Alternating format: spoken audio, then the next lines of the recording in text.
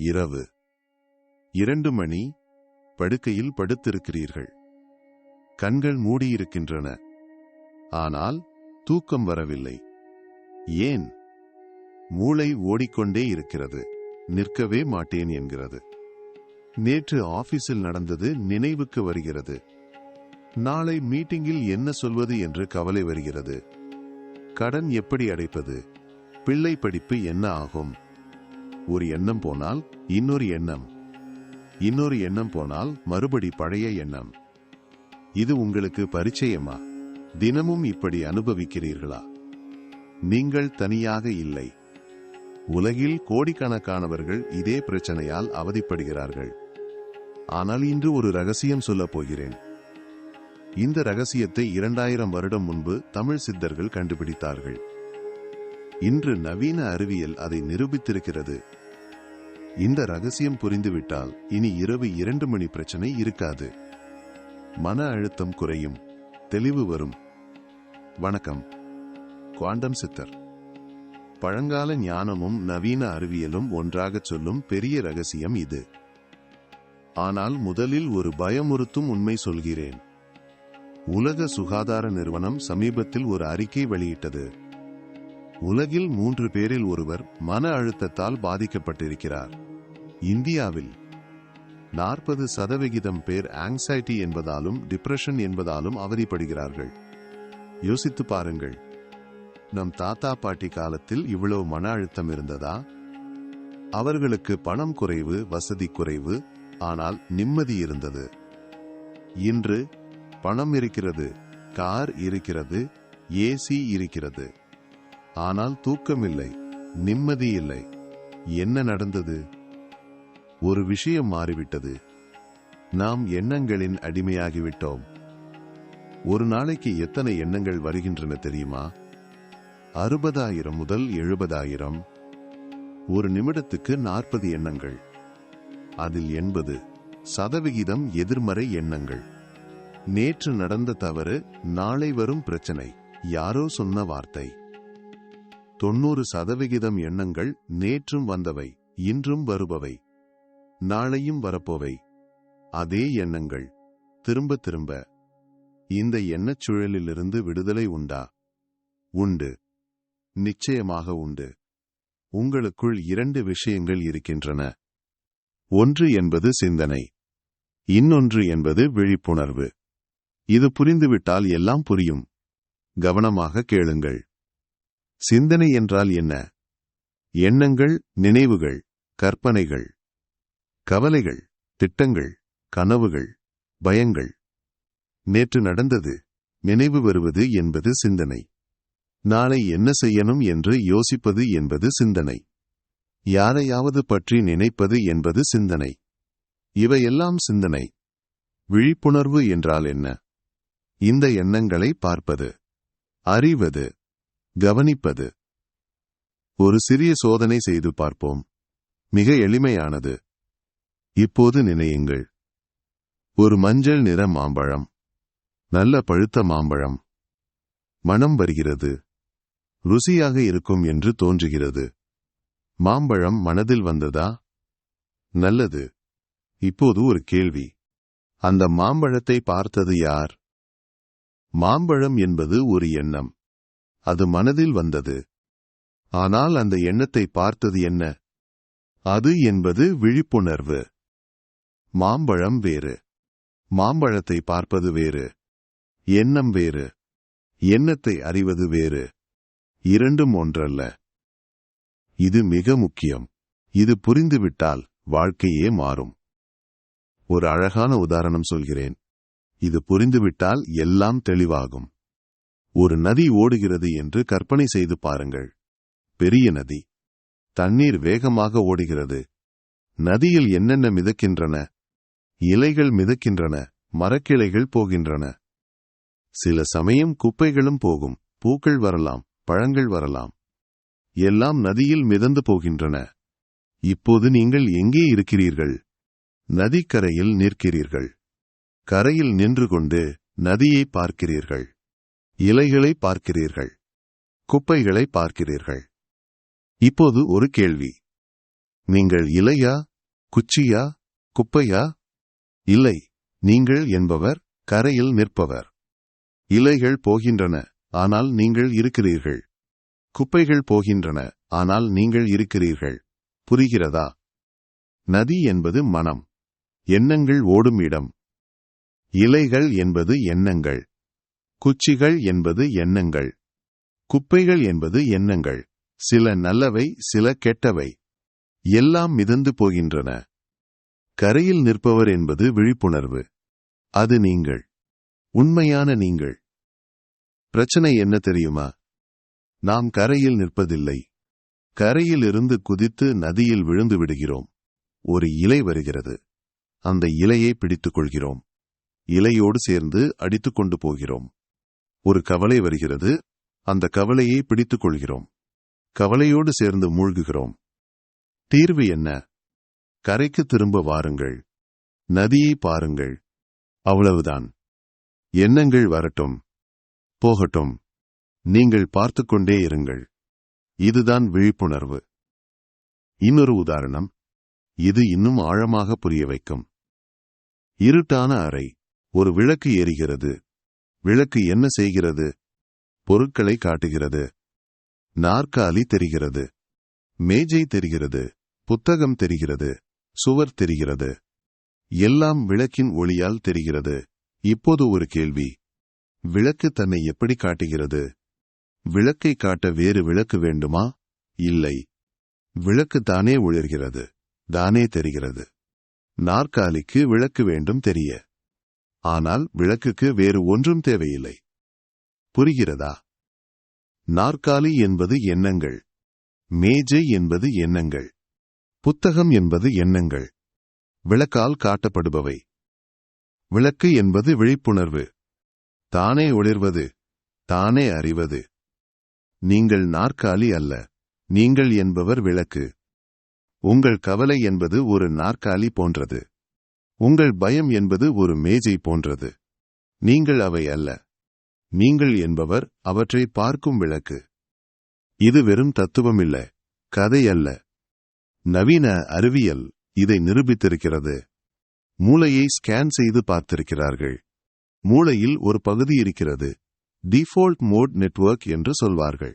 சுருக்கமாக DMN. எளிமையாகச் சொன்னால் இது எண்ணம் உருவாக்கும் பகுதி. இந்த பகுதி என்ன செய்கிறது? கடந்த காலத்தை பற்றி யோசிக்கும். நேற்று என்ன நடந்தது? கடந்த வருடம் என்ன நடந்தது? எதிர்காலத்தை பற்றி கவலைப்படும். நாளை என்ன நடக்கும்? அடுத்த மாதம் என்ன ஆகும்? மற்றவர்களை பற்றி நினைக்கும். அவர் என்ன நினைப்பார்? இவர் என்ன சொல்வார்? சுருக்கமாகச் சொன்னால் இந்த பகுதிதான் ஒரு நாளைக்கு 60,000 எண்ணங்களை உருவாக்குகிறது. இந்த பகுதி அதிகமாக வேலை செய்தால் என்ன நடக்கும்? ஆராய்ச்சியாளர்கள் கண்டுபிடித்தார்கள். டிப்ரெஷன் உள்ளவர்களுக்கு இந்த பகுதி அதிகமாக வேலை செய்கிறது. ஆங்ஸைட்டி உள்ளவர்களுக்கு இந்த பகுதி அதிகமாக வேலை செய்கிறது. அடிக்ஷன் உள்ளவர்களுக்கு இந்த பகுதி அதிகமாக வேலை செய்கிறது. எண்ணங்கள் அதிகமானால் பிரச்சனைகள் அதிகமாகும். ஆனால் இன்னொரு பகுதி இருக்கிறது, சேலியன்ஸ் நெட்வொர்க் என்று சொல்வார்கள். இந்த பகுதி என்ன செய்கிறது? இப்போது என்ன நடக்கிறது என்று கவனிக்கும். நிகழ்காலத்தில் இருக்கும். விழிப்புடன் இருக்கும். கடந்த காலம் இல்லை, எதிர்காலம் இல்லை, இப்போது மட்டும். இது என்பது விழிப்புணர்வின் பகுதி. ஹார்வர்ட் பல்கலைக்கழகத்தில் ஒரு முக்கியமான ஆராய்ச்சி செய்தார்கள். தியானம் செய்பவர்களின் மூளையை ஸ்கேன் செய்து பார்த்தார்கள். என்ன கண்டுபிடித்தார்கள்? தியானம் செய்யும்போது DMN அமைதியாகிறது, எண்ணங்கள் குறைகின்றன. அதே சமயம் விழிப்புணர்வு பகுதி சுறுசுறுப்பாகிறது. ஆனால் இது இன்னும் ஆச்சரியம். 8 வாரம். வெறும் 8 வாரம் தியானம் செய்தவர்களின் மூளையில் நிரந்தர மாற்றம் வந்தது. DMN பகுதி சுருங்கியது, விழிப்புணர்வு பகுதி வளர்ந்தது. மூளையின் அமைப்பே மாறியது. இது என்ன சொல்கிறது? விழிப்புணர்வு என்பது ஒரு திறமை. பயிற்சி செய்யலாம், வளர்க்கலாம், மூளையை மாற்றலாம். இன்னும் ஆச்சரியமான விஷயம் சொல்கிறேன். குவாண்டம் இயற்பியலில் ஒரு பிரபலமான பரிசோதனை இருக்கிறது. டபுள் ஸ்லிட் எக்ஸ்பெரிமெண்ட் என்று சொல்வார்கள். என்ன நடக்கிறது இந்த பரிசோதனையில்? ஒரு துகள் 2 வழியாக போக முடியும். யாரும் பார்க்கவில்லை என்றால் அது 2 வழியாகவும் போகிறது ஒரே நேரத்தில். ஆனால் யாராவது பார்த்தால், கவனித்தால், அது ஒரே வழியில் போகிறது. பார்ப்பவர் இல்லாமல் 2 வழி, பார்ப்பவர் இருந்தால் ஒரே வழி. கவனிப்பது என்பது முடிவை மாற்றுகிறது. 2024 புதிய ஆராய்ச்சி வந்தது. ட்ரினிட்டி காலேஜ் டப்ளின் என்ற இடத்தில் ஆராய்ச்சியாளர்கள் மனித மூளையில் குவாண்டம் எஃபெக்ட்ஸ் இருப்பதை கண்டுபிடித்தார்கள். பென்ரோஸ் மற்றும் ஹேமராஃப் என்ற விஞ்ஞானிகள் சொல்கிறார்கள், நம் மூளையில் உள்ள மைக்ரோடியூபியூல்ஸ் என்பவற்றில் குவாண்டம் ப்ராசஸஸ் நடக்கின்றன. இது என்ன அர்த்தம்?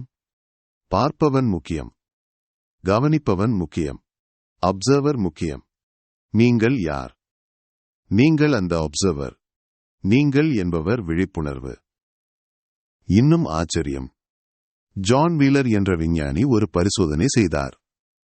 இப்போது பார்ப்பது கடந்த காலத்தை மாற்றுகிறது என்று காட்டினார். இது உங்களுக்கு புரிகிறதா? இப்போது நீங்கள் எப்படி பார்க்கிறீர்கள் என்பது உங்கள் கடந்த காலத்தையே மாற்ற முடியும். விழிப்புணர்வு அவ்வளவு சக்தி வாய்ந்தது. இது புதிய கண்டுபிடிப்பா? இல்லை. 2000 வருடங்களுக்கு முன்பு ஒரு தமிழ் சித்தர் இதை சொல்லிவிட்டார். திருமூலர் திருமந்திரம் என்ற நூல் எழுதினார். 3000 பாடல்கள். யோகம் பற்றிய முதல் தமிழ் நூல். அதில் ஒரு வரி, மிக முக்கியமான வரி, அறிவே அறிவை அறிகின்றது. என்ன அர்த்தம்? அறிவு என்பது விழிப்புணர்வு. அது தன்னையே அறிகிறது.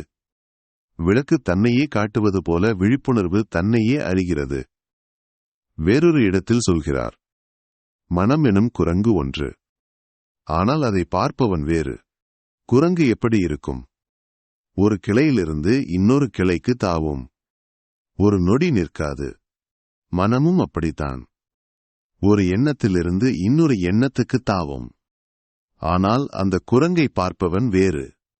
அவன் என்பவன் விழிப்புணர்வு. அவன் என்பவன் நீங்கள். 2000 வருடம் முன்பு எம்ஆர்ஐ இல்லை, பிரெயின் ஸ்கேன் இல்லை, ஹார்வர்ட் இல்லை. ஆனால் திருமூலர் இந்த உண்மையை அறிந்திருந்தார். எப்படி அறிந்தார்? உள்முக ஆராய்ச்சி. தன்னையே ஆராய்ந்து பார்த்தார். தியானத்தில் கண்டுபிடித்தார். வடக்கே இன்னொரு முனிவர், பதஞ்சலி, யோக சூத்திரம் எழுதினார். உலகின் மிக பழமையான யோக நூல்களில் ஒன்று. யோகம் என்றால் என்ன என்று முதல் சூத்திரத்திலேயே சொல்கிறார். யோக சித்தவிருத்தி நிரோதகா. சித்தவிருத்தி என்றால் என்ன? மன அலைகள், எண்ணங்கள், நதியில் மிதக்கும் இலைகள். நிரோதக என்றால் என்ன? அமைதியாக்குவது. நிறுத்துவது அல்ல, அமைதியாக பார்ப்பது. அலைகள் அமைதியானால் என்ன நடக்கும்? அடுத்த சூத்திரத்தில் சொல்கிறார், திரஷ்டா ஸ்வரூபே அவஸ்தானம். பார்ப்பவன் தன் உண்மையான நிலையில் இருப்பான். திரஷ்டா என்றால் பார்ப்பவன், சாட்சி, விழிப்புணர்வு. தெற்கே திருமூலர் சொன்னது, வடக்கே பதஞ்சலி சொன்னது. வேறு மொழி, வேறு நாடு, ஒரே உண்மை.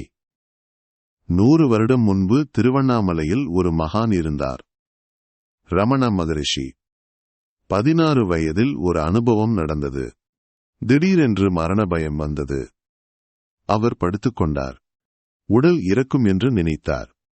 ஆனால் ஒரு கேள்வி கேட்டார், உடல் இறந்தால் நான் இறப்பேனா? அந்த கேள்வியில் ஒரு உண்மை புரிந்தது. உடல் இறக்கும், ஆனால் நான் இறக்க மாட்டேன். ஏனென்றால் நான் உடல் அல்ல. எண்ணங்கள் போகும், ஆனால் நான் போக மாட்டேன். ஏனென்றால் நான் எண்ணங்கள் அல்ல. நான் என்பவன் அவற்றை பார்க்கும் சாட்சி. பிறகு 50 வருடம் அருணாசலத்தில் இருந்தார். ஆயிரக்கணக்கானவர்கள் வந்தார்கள். எல்லாருக்கும் ஒரே கேள்வி கொடுத்தார், நான் யார் என்று கேள். இந்த கேள்வி கேட்கும்போது என்ன நடக்கிறது? எண்ணங்கள் வரும் இடத்தை தேடுகிறீர்கள். அந்த தேடலில் எண்ணங்கள் கரைந்துவிடும். எஞ்சுவது என்ன? சுத்தமான விழிப்புணர்வு. அதுதான் நீங்கள். இப்போது நடைமுறை. திருமூலர் சொன்ன எளிய பயிற்சி சோகம் தியானம். இது மிக எளிமையான பயிற்சி. மூச்சோடு சேர்ந்து செய்யுங்கள். மூச்சை உள்ளே இழுக்கும்போது மனதுக்குள் சோ என்று சொல்லுங்கள். மூச்சை வெளியே விடும்போது மனதுக்குள் ஹம் என்று சொல்லுங்கள். உள்ளே சோ, வெளியே ஹம். மெதுவாகச் செய்யுங்கள். அவசரம் வேண்டாம். இப்போது என்னோடு சேர்ந்து செய்யுங்கள். மூச்சை உள்ளே இழுங்கள், சோ. மூச்சை வெளியே விடுங்கள், ஹம். மீண்டும் உள்ளே சோ, வெளியே ஹம். சோ ஹம், சோ ஹம். இதுதான் சோகம் தியானம். நான் அது என்ற அர்த்தம். நான் விழிப்புணர்வு என்ற அர்த்தம். இதை தினமும் 5 நிமிடம் செய்யுங்கள். காலையில் எழுந்ததும் செய்யலாம். இரவு தூங்கும் முன் செய்யலாம். என்ன நடக்கும்? மூச்சை கவனிக்கும்போது எண்ணங்கள் தானாக குறையும். விழிப்புணர்வு அதிகமாகும். மனம் அமைதியாகும். ரமண மகரிஷி சொன்ன பயிற்சி. ஒரு எண்ணம் வரும்போது கேளுங்கள். இந்த எண்ணம் யாருக்கு வந்தது? பதில் வரும், எனக்கு. உடனே கேளுங்கள், நான் யார்? இந்த கேள்வி கேட்கும்போது எண்ணம் கரைந்துவிடும். விழிப்புணர்வு மட்டும் இருக்கும். தினமும் காலையில் எழுந்ததும் 5 நிமிடம். படி 1. அமைதியாக உட்காருங்கள். கண்களை மூடுங்கள். படி 2. மூச்சை கவனியுங்கள். சோ ஹம். படி 3. எண்ணம் வரும். வரட்டும். அந்த எண்ணத்தை பாருங்கள். சிந்தனை என்று மனதுக்குள் சொல்லுங்கள். படி 4. எண்ணத்தை பார்த்த அந்த பார்வையை கவனியுங்கள். அது என்பது விழிப்புணர்வு. அது நீங்கள். படி 5. அந்த விழிப்புணர்வில் 1 நிமிடம் இருங்கள். இதை தினமும் செய்யுங்கள். 8 வாரத்தில் மூளையே மாறும். ஹார்வர்ட் நிரூபித்திருக்கிறது. நினைவில் வைத்துக் கொள்ளுங்கள். நீங்கள் எண்ணங்கள் அல்ல. நீங்கள் நதிக்கரையில் நிற்பவர். இலைகள் போகட்டும். நீங்கள் பாருங்கள். நீங்கள் விளக்கு. நாற்காலிகள் மாறட்டும். நீங்கள் ஒளிர்ந்து கொண்டே இருங்கள். நீங்கள் சாட்சி. திருமூலர் சொன்னது, பதஞ்சலி சொன்னது, ரமணர் சொன்னது, இன்று அறிவியல் நிரூபிப்பது. இந்த உண்மை புரிந்துவிட்டால் இரவு 2 மணி பிரச்சனை போய்விடும். வாழ்க்கை ஒரு போராட்டம் இல்லை, ஒரு நடனமாகும். இதுபோன்ற ஆழமான விஷயங்கள் தொடர்ந்து வரும். சப்ஸ்கிரைப் செய்யுங்கள். பெல் ஐக்கன் அழுத்துங்கள். இந்த வீடியோ உங்களுக்கு பயனுள்ளதாக இருந்தால் காமெண்ட் செய்யுங்கள். இந்த ஞானம் மற்றவர்களுக்கும்